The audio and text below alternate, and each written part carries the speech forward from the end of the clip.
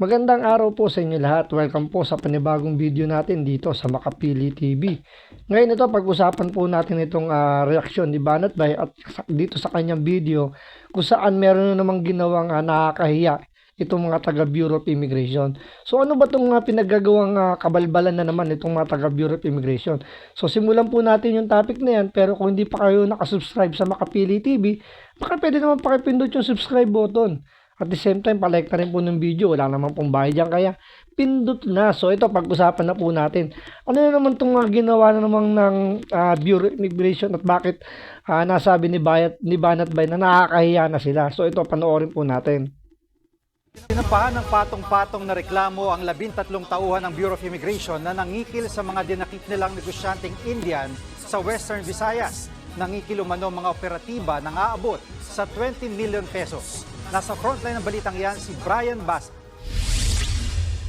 Kasama ang mga miyembro ng Volunteers Against Crime and Corruption at mga kapwa Indian businessman nagtungo sa piskal sa Pasay ang tatlong negosyanteng Indian para sampahan ng patong-patong na reklamo ang 13 tauhan ng Bureau of Immigration dahil yan sa pangingikil umano na aabot sa 20 million pesos sa mga dinakip na Indian nationals sa Western Visayas. Naghain sila ng reklamong kidnapping, grave coercion, serious illegal detention at robbery by extortion. Ayon sa BI, February 22, nang arestuhin ng mga taga-immigration ang 16 na negosyanteng Indian sa Iloilo at sa Antique. Undocumented aliens daw ang mga ito at nagnenegosyo kahit walang work permit. Marami rin daw sila umanong na biktima ng money lending na 5-6, bagay na pinabulaanan ng abogado ng mga negosyanteng Indian. Obviously, palusot lang nila yon. Ang mission order na yon, nakalagay ang mga pangalan dapat kung sinong huhulihin. Pero pag tinignan mo rito yung mission order, yung mga kliyente ko, hindi kasama ang pangalan doon. Nakakahiya, oh. Ito, Ito. Alam nyo kung bakit nakakahiya? Nakita nyo to? Pinagmalaki pa, oh. Meron pa silang meme mula sa Bureau of Immigration. BI agents, NAB 16 illegal. Pinagmalaki pa nila, may accomplishment sila. Tapos yun pala, kasi alam nyo yung mission order, alam nyo sa kapulisan o kahit sa anumang uniform personnel, dapat very specific yan, yung mga search warrant. Hindi pa pwedeng pag binigyan ka ng search warrant, lahat na isi-search sa'yo, hindi. Very specific yan. Specific nga kung ano yung hinahanap eh. Hindi ka pwedeng kumalkal ng kalkal. Pati ho sa kung anumang mga warrant o kung anuman, kailangan napaka-specific niyan pag may mission order. O ito, sinasabi nga nung abogado dito, bakit iba yung pangalan nung hinuli nila? Di ba, kawawa naman yung mga insan, ano? Biruin nyo, di ba? Nagpa-press ko na sila, nag-post na sila na nakahuli sila ng mga, sabihin natin, illegal alien na yan, mga undocumented siguro kung palalabasin kasi nga wala silang working permit pero nagtatrabaho rito o nangangalakal dito sa Pilipinas. So, pinalalabas nila na ito ay mga kulang ng dokumento. So, sabi nga ni Banat Bay, meron namang mission order, dapat very specific.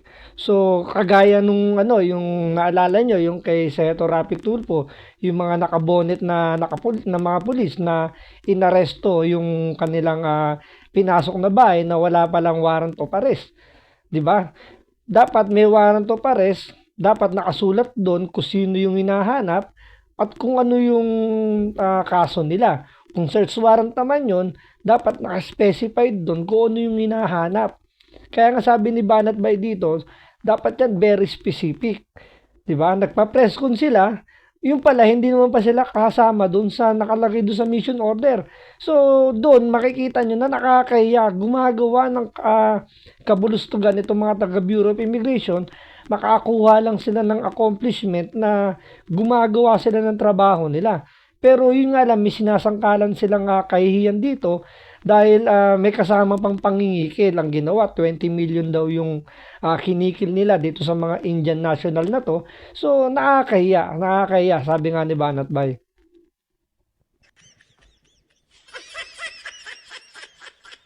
Hindi ko naman sa inaapi, nakapanood ako ng ng mga Indian vlog. Sabi ko, buti na lang, may ganito rin pala sila. Sa India, talaga nga namang mapapaganong ka. Kaya pala sila gumaganong-ganon. Kasi pag nagpunta ka doon, talagang mapapaganong ka sa traffic din nila. Pati sa mga pagkain nila, mapapaganong ka talaga eh. Tapos, mantakin mo, tayo pang nang scam sa kanila. Doon, yung napapanood kong mga vlog, wag ko kayo magagalit pasensya na ako sa mga Indian Sana naman walang nanonood na Indian dito. Doon sa mga vlog na napapanood ko, marami ring scammer sa India eh. Doon sa mga napapanood kong vlog marami. Which is totoo to kasi napanood ko rin yung ibang vlog dito. Particular to sa mga sa mga parang taxi rin. Katulad dito sa atin pero iba lang yung modus doon, talagang grabe din. So halos parehas lang pero kung kung 'di ba, parang hindi rin maganda kung pati dito sa Pilipinas ay ginagawa yung scam na yan. Siyempre 'di ba, bit-bit mo yung pangalang Pilipino. Pag sinabing nasa Pilipinas ka, na-scam ka, so bit-bit mo yung pagiging Pilipino. Kapag yan nagkwento sa ibang lugar, sa ibang bansa, at meron silang kaibigan ng mga ibang nationality rin, at nakakwento sa Pilipinas nang-i-scam, di ba hindi maganda? So dapat wag na natin tularan kung nang-i-scam dun sa bansa nila, wag din sana natin tularan dito sa Pilipinas. Kasi kalat naman yung mga Pilipino, so hindi lang naman yung nandito yung napapahiya. Mas napapahiya yung mga nasa abroad kasi sila, sumusunod na sila sa batas dun eh. Sumusunod sila sa mga alintuntunin kung saan sila bansa. So, sila yung mas, sila yung mas talagang nakakawawa kapag merong ginagawang hindi maganda rito sa Pilipinas. May mga scammer. Mantakin mo yung mga scammer sa India, in-scam din natin. Saan ka pa? Panalo tayo.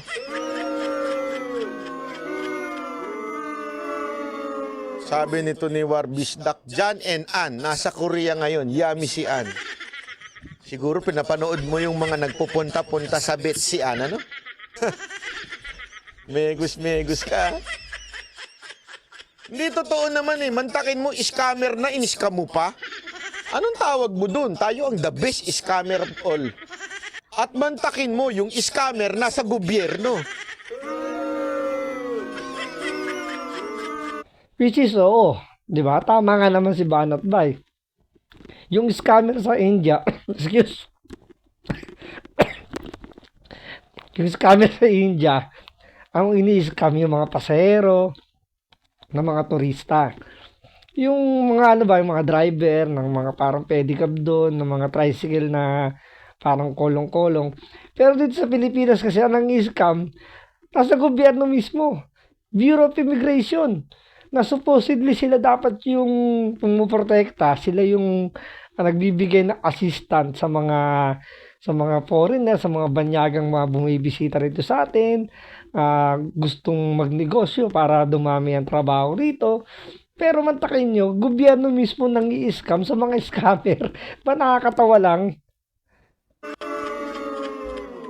Saan ka nakakita ng ganun? Kaya alam nyo, mga Pilipino, tayo na ang number 1. Bakit? Yung mga scammer, in-scam na natin eh. Yung mga scammer pa natin, nasa gobyerno. Di number 1 tayo. Number 2, scammer India. Nigeria, number 1. Pero tayo, ngayon na ang number 2 siguro. Aantayin natin yung Nigeria. Hindi ko pa alam kung anong balita, kung may in-scam ba tayo Nigeria. Basta tayo na ang number 2 ngayon kasi in-scam natin yung India. Diba? Abogado ng mga negosyanteng Indian. Obviously, palusot lang nila yon. Ang mission order na yon, nakalagay ang mga pangalan dapat kung sinong uulihin. Pero pag tinignan mo rito yung mission order, yung mga kliyente ko, hindi kasama ang pangalan doon. Giit pa ng kampo nito, nasa 30 Indian ang hinuli ng mga tauhan ng immigration. Halos doble yan sa bilang na sinabi ng BI. Hiningan umano sila ng pera ng mga BI official kapalit ng kanilang kalayaan. Merong initially humingi ng 1 million and then bumaba ng 500,000 and last offers 350,000 daw para pakawalan sila. Pero 16 sa kanila, Alam niyo kung bakit ako naniniwala dito? Kasi ginawa sa amin yan eh. Nung nasa Malaysia kami. Kaya hindi ako babalik sa Malaysia eh. Pasensya na ha. Kahit i-persona ng grata pa nila ako, wala akong pakialam. Tandaan nyo, nakulong kami dyan eh. E doon nga ikwento ko na sa inyo to eh. Kasi tinarantado kami dyan eh. Yung club owner, actually Malaysian tour yun, pati Thailand, pumunta pa kami. Nag-show kami. All along, kinuha nila yung passport sa amin. Sabi nila may working permit na. Kasi ang sisti dyan sa Malaysia, kahit to nung nag-show din kami sa Ganting ha. Yung una namin, kaya nga kami may tiwala eh. Kasi nung una, nag-show kami sa Ganting. Alam niyo yung Ganting, Resorts World sa Malaysia. Okay na, yung papel nyo nasa amin at sinabing, huli. Abangan kami. Ibig sabihin, kilala ang Mocha Girl sa Pilipinas. It will be so scandalous kung hindi magbayad o hindi kami... Anyway, fast forward lang po natin kasi kwento na ni Banat ba yun tungkol sa nangyayari dun sa kanila. O give us a call. I-assist pa daw nila. So, anyway, tuloy lang natin. Bali, ang punto lang naman dito, yung supposedly na dapat promotekta sa mga, yung magbigay dapat ng magandang ehemplo para maging maganda yung tingin sa mga Pilipino at sa Pilipinas, dapat ang gobyerno. Pero ang nangyayari, ang nagpapapangit ngayon sa imahe ng Pilipino is yung gobyerno mismo natin. 'Di ba?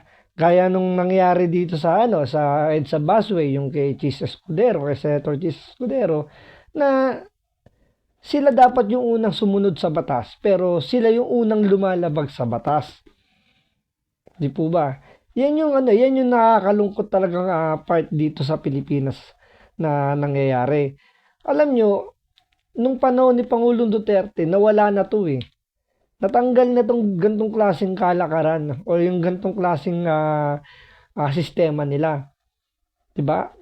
Nagbigay ng direktiba si Pangulong Duterte na ayusin nila yung trabaho nila para naalala nyo yung tanimbala, 'di ba? So nawala 'yan sa airport. Ngayon, nung nawala na si Pangulong Duterte, ayan, nagbabalikan na sila. So, ang tanong, bakit? Bakit sila bumabalik na ngayon at itinutuloy nila yung hindi magandang gawain nila? Dahil ba hindi sila natatakot o dahil dala ng pangangailangan? Kasi yung iba diyan kasi mabababa lang ang sweldo, sabi nga doon sa balita, 'di ba? Yung iba diyan, iba pa nga hindi pa nga raw nare-regular employee. Kaya siguro yung iba napipilitan na gumawa ng hindi maganda, although hindi yun justification. Pero siyempre real talk tayo na siyempre kapag ang isang tao o isang empleyado ng immigration na halimbawa maharap sa isang sitwasyon na nangangailangan ng malaking halaga or may kailangang pagkagastusan at walang makuhang pwedeng walang yung mabilis ang pera ba.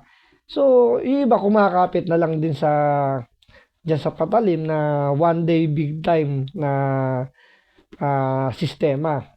So, kung sakaling hindi halimbawa makalusot, at least may pera sila. Pero sabi ko nga sa inyo, hindi naman justification yun na gumawa sila ng hindi maganda. Pero siyempre, doon nga sabi ko nga, real talk lang, kailangan lang talaga ayusin lang ng gobyerno natin ngayon yung mga empleyado sa gobyerno na maregular, bigyan sila ng magandang pasahod. Kasi parang sa mga pulis, di ba, itinaas ni Pangulong Duterte yung sweldo nila, yung mga kasundaluhan. So, bumaba yung temptation na ma-involve sila sa mga hindi magandang gawain. So, dito rin sa immigration, sana ganun din yung gawin. Itaas din nila yung sweldo nitong mga immigration officer na humaharap sa mga pumapasok sa bansa natin tsaka yung mga lumalabas para at least hindi sila hindi na sila sumugal sa maling sistema. Nang sa ganun hindi naman mapahiya yung ating mga kababayan na nasa ibang bansa na siyempre dala-dala nila yung Pilipino. Siyempre pag nagkwento yung mga, especially yung mga foreigner na yan, na sila in-scam sa bansa natin, iba na yung imahe natin, di ba? So, yun lang naman po yung punto ko rito at ang punto ni Banat Bay. So, maraming salamat sa panonood. Ingat po kayo lagi.